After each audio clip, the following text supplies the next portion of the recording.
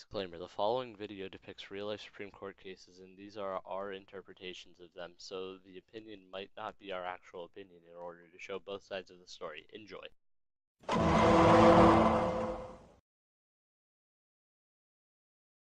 On October 1st, 1970, Assistant Principal Solomon Barnes applied corporal punishment to Roosevelt Andrews and 15 other boys in a restroom in Charles R. Drew Junior High School.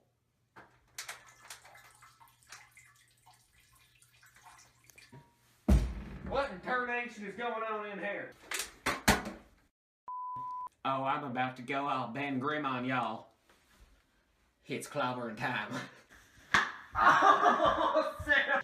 5 days later, Principal Willie J. Wright removed James Ingraham and several other students to his office, where he paddled 8 to 10 of them. Wright was brought to the hospital after he sustained considerable injuries from the beating. How this case is even here, I don't know. This is what you people wanted. God, I sure wish I had my Winchester right about now. Yep.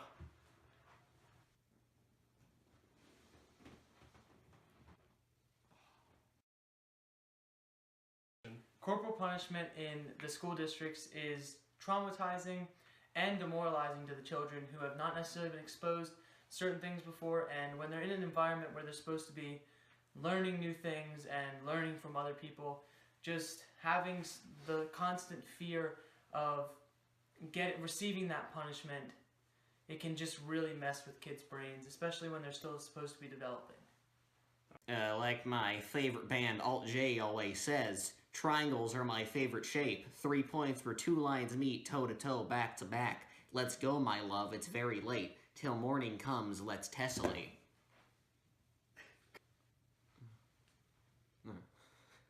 Alright guys, you know what, we gotta beat them kids, we gotta teach them a lesson, they're fooling around in class. That's not what we're sending them to school for. We gotta teach them a lesson. You know what? I do it to my kids all the time. If you don't vote with me, I'm gonna kill you.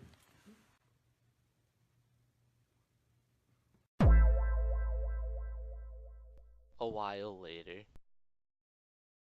In a 5-4 vote, it has been decided that corporal punishment is not prevented by the 8th Amendment.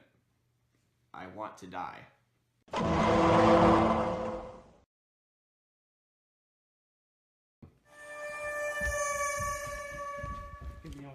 Hey man, I don't want no trouble. No one has to die here. 2 people died. We're gathered here today at Greg versus Georgia to determine if the death penalty is applicable or not to one Greg. I say kill them, mon. I say we execute our Second Amendment right and shoot the man. Yep. When it comes down to cases like these, where you have Greg who murdered 2 people, it's kind of hard to look at it and say, is this morally right versus is this right in a justice system? And when I think about it, I think that he should not be sentenced to death. And I mean, I murdered some. Oh wait, I'm not supposed to say that.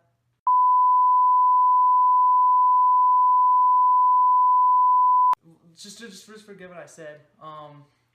But in cases like these, I just think he should not be murdered because everyone deserves a second chance, no matter what they did, whether it's littering or jaywalking to murdering 2 people. It's all the same thing.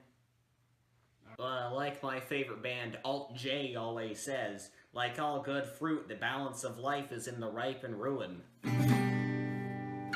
Alright, when it comes down to it, he killed 2 men. Alright, now I say we kill him. Who says a small town in Switzerland can tell us what we can and can't do? Why the guitar in the courtroom? This ain't Guitar Center, boy.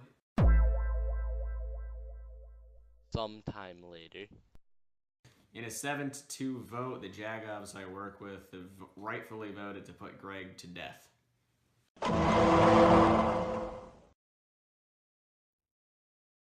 After murdering a girl by throwing her off a bridge, Christopher Simmons was sentenced to death in 1993 at the age of 17.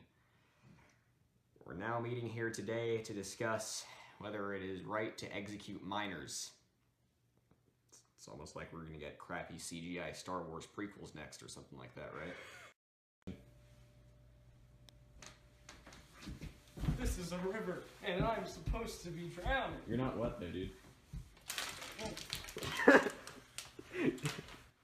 He doesn't deserve death, he's just a kid. By the time I was his age, I already had 13 war crimes. Like 21 Pilots always say, your twisted mind is like snow on the road. So through some complex thought processes that you lesser people wouldn't understand, I have concluded that we should not kill him. We do not need to be killing the children of the world, Mon. Is it cruel and unusual to kill someone under the age of 18? I just think that's personally stupid. Because you go and it's like, I could be a 5-year-old, walking down the street, and I could just murder someone right there. And I wouldn't get punished for it. I could be the smartest 5-year-old in the world, doing bank heists, and I would just be able to get away with it, That's why I think, anyone, no matter what crime you do, no matter what your age is, should be charged in that way. So if this 17-year-old is charged with the death penalty that an 18-year-old would get because he pushed someone off a bridge, then that's perfectly fine in my opinion. Alright, you know what? He's just 17. We all did stupid stuff behind the church at age 17. Don't lie to yourself, Jimmy. You did it, okay? Now, he should not be killed for what he did because he is a minor. He can't even vote yet. He has, no rights. Alright, you know what? Again, he's a minor. He don't know what he's doing. He is not an adult yet. We can't kill him. After some intense thinking, In a 5-4 vote, it has been decided Christopher Simmons will not be executed. I'd be fine with those Star Wars prequels now, actually. That's